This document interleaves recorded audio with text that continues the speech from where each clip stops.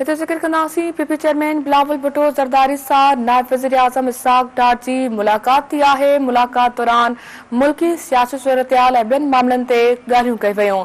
मुलाक़ात दौरान कानून साज़ी ऐं ॿियनि मामलनि ते बि ख़्यालनि जी ॾेवट थी आहे। नाज़रीन, अहम ख़बर सां शेयर कयूं पिया। पीपी चेयरमैन बिलावल भुट्टो ज़रदारी सां नायब वज़ीर आज़म इसहाक डार जी मुलाक़ात थी आहे। मुलाक़ात दौरान मुल्की सियासी सूरतहाल ऐं ॿियनि मामलनि ते ॻाल्हियूं कई वयूं। मुलाक़ात दौरान कानून साज़ी ऐं ॿियनि मामलनि ते भी ख़्यालनि जी ॾेवट थी आहे।